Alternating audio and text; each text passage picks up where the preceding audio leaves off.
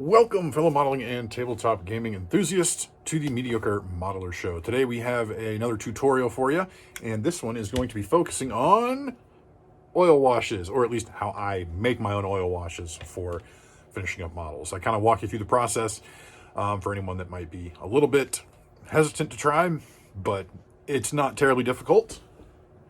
You can also check out these pre-made washes from companies like MIG, Ammo, and many others. But again, I'm going to walk you through how I do it. So without any further ado, let's head on down to the bench. Here we have all the stuff that I use to make my own oil washes. You can, of course, buy your own, like this from MIG, this dark brown wash for green vehicles. I'm just going to go ahead and mix mine up from some Winsor & Newton oil paint and some mineral spirits. You can see I've got a number of models here that need to be oil washed. A couple of Cerastus Night Castigators for Adeptus Titanicus or new Epic Legions Imperialis. A couple of SS Shock Troopers, and I think what our demonstration model is going to be is this Medic for bolt action. So we'll go ahead and get started. So the way that I usually mix my oil washes, I'll go through a couple of the tools that I use. So obviously I've got my Winsor Newton Winton oil colors, just some raw umber, just a generic brown. I've had this tube for a very long time. It was actually given to me by a friend many years ago, and I've been using it for a very long time. Probably close to 15 years ago. A toothpick, obviously a brush for application. I use this size 1 synthetic liner brush from Ammo. I've got some mineral spirits for cleaning my brush, and then I've got some mineral spirits, PT, for paint thinner in this condiment bottle that, again, I've been using for a very long time. So I'm going to go ahead and use my little mixing cup here to get my wash made. Now the lid on these tends to get pretty tight, so I have to have a pair of pliers handy to get that undone. So I'm going to need, a fair bit of wash to make, so I'm going to go ahead and get, a good chunk of oil off. I'll go ahead and put that in there, and then I can put the cap back on my tube, set that off to the side, and then I'm just going to start trying to break up this glob a little bit, because when I go to mix it, it will make it a little bit easier. So I'm going to get the cap off my bottle of mineral spirits, and then get some spirits in there, and then just start mixing, start trying to break up that glob of paint until we get it diluted into a nice solution. Chemistry terminology, and this can take a little while, so what I might end up doing is actually switching to an old brush, which can kind of break things up a little bit better than a toothpick. So we will do that. So I'm gonna go ahead and get an old brush out. I'll get this mixed up, and we'll come back as soon as we've got this mix prepped and ready. Okay, so I've got that to about the consistency that I want. And then of course I've got the cap off. I always want to get my brush a little bit wet, clean it off. And you can see kind of the consistency we've got for our wash here. It doesn't stick too much. It flows pretty easily, and it's not so thin that it's separating, which sometimes might happen if you get it a little bit too thin. But in this case, that's actually looking pretty darn good. Now the nice thing about these oil washes is when you put them over a nice gloss coat like I've got on all of these minis, is they tend to flow pretty well, so it doesn't take too terribly long for the application. If you do happen to go a little bit overboard, that's okay, because you can just wipe off the excess, and you get it in the right spots, and it'll just kind of flow along the rest of the model. About the only thing that I'm going to try and avoid when doing these is the skin tones. I just don't particularly want to get additional shading and stuff on the skin tones, but even if I do, that's perfectly okay, because I can just wipe off the excess later on.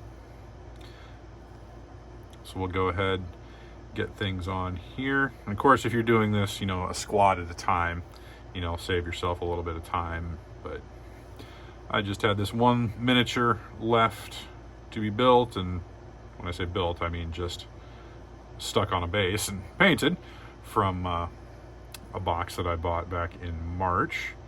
So we'll just go ahead and get this guy taken care of. I do still have a machine gun team that I need to paint from that same box, but that's okay. So anyway, I'll probably walk through a couple of different models here just so you can see different methods, even though it's all really the same method, to be honest. It's just different ways and different properties and how they behave, I guess. I don't know. We're just gonna put some oil washes on for fun. It's a Saturday night. I don't have anything else going on, because for me a perfect Saturday night is actually sitting at my workbench. But I digress. All right, so that's looking pretty good. So we'll set him aside for the time being. I'm actually going to grab this knight and we'll get started on this. Now this one's probably going to take me a little bit longer, and that's okay. There's nothing wrong with that. You can kind of see, you just kind of touch it and then it will start to move about the model. There's a couple of ways you can do it. I kind of do what, is sort of more of a reductive method, where I'll go back in once everything is dry, or once it's been applied, I should say, and then kind of wipe off the excess where I don't want it. So I can be pretty haphazard at this point with my application, because I'm going to come in and clean off all the spots that I don't want it. So I will continue on with the application of the oil wash, and then we will be back once everything is on to continue the next steps in the process.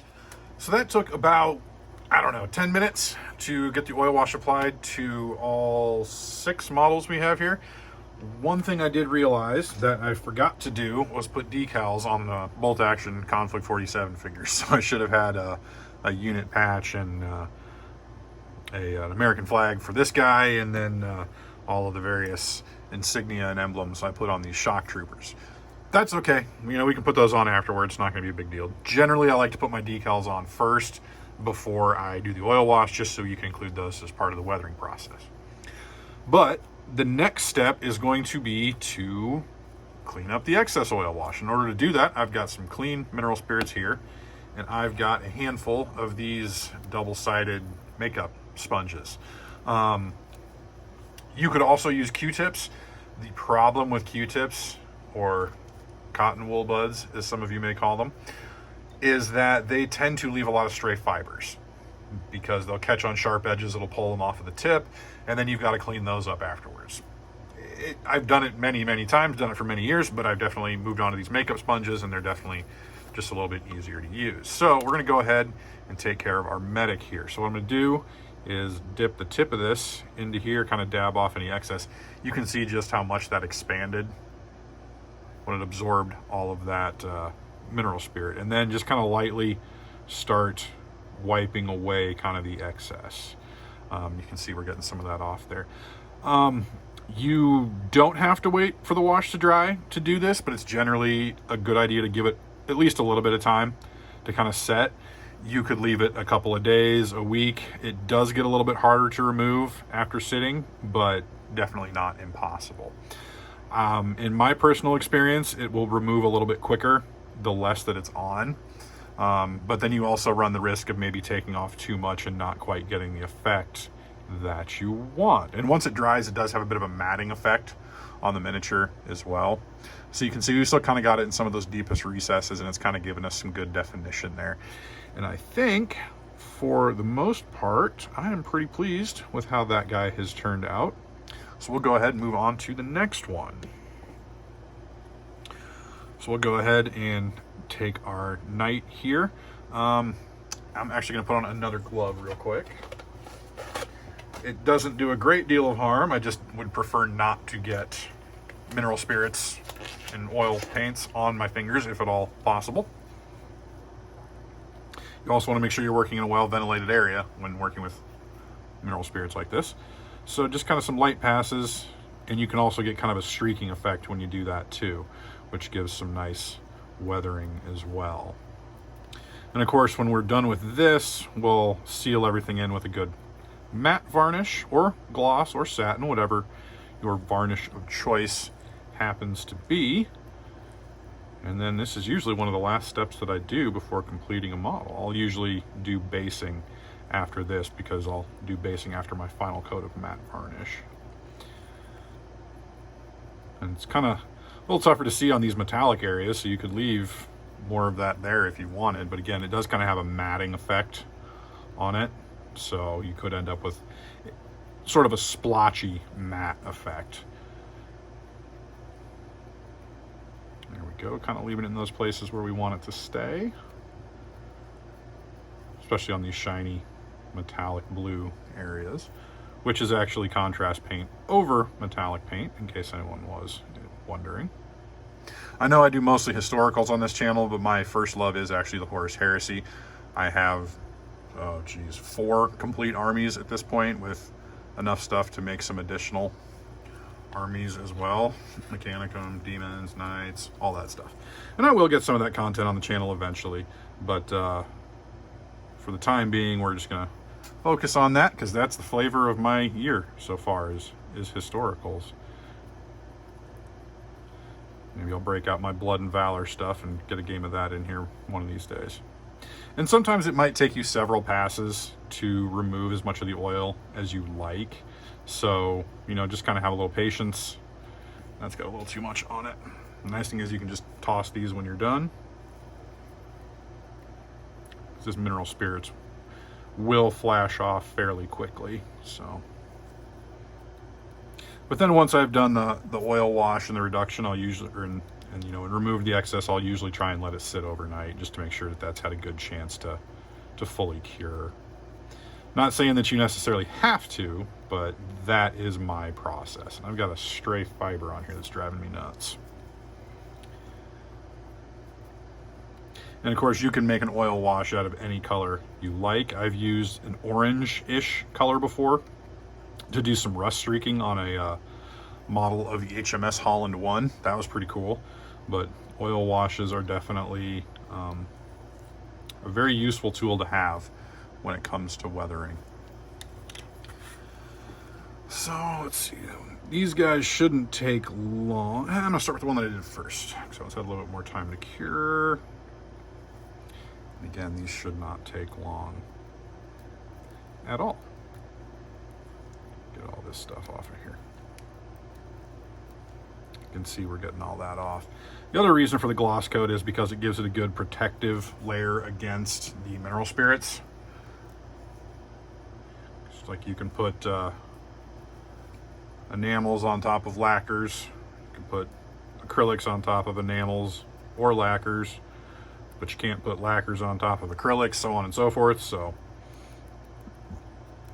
although if you're using acrylic gloss coat, you can put an oil wash over it.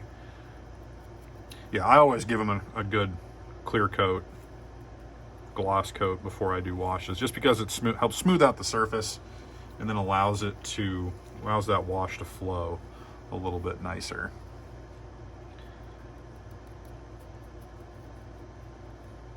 I've had a pretty fun time painting up these shock troopers just due to the camouflage pattern. Not something I would have been trying a couple of years ago, I tell you that. So, for all intents and purposes, that is pretty well it for how I do my oil washes. So, again, using sort of our example here, this Medic, you can see a little bit of a matte finish in spots, but we'll get a good matte varnish on that. So, again, after this, it's seal it in with generally a matte varnish is what I like to use, but you can use satin, gloss, whatever you like, and then do up the bases, and then you're good to go. So I hope that helped you folks. It's as simple as I do it. There are many tutorials out there, so definitely find one that you think looks good and give it a try. Well, I certainly hope this tutorial has been helpful for you if you thought about making your own oil washes. It's pretty simple, doesn't cost a whole lot, and one of those little tubes of, well, not little tubes, but one of those tubes of oil paints can last you for a very long time. Like I said, the one that I've had 14 or 15 years, something like that. I've actually got several different colors. Raw umber is just the one that I use the most. So hopefully that filled you with a little bit of confidence, gave you a little bit of an idea of how to do it. So definitely don't be afraid to give it a try. So Thank you very much for watching. If you feel so inclined, please like, comment, and subscribe. So until next time, friends, may your paints be thin, your brushes be pointy, and your dice be hot.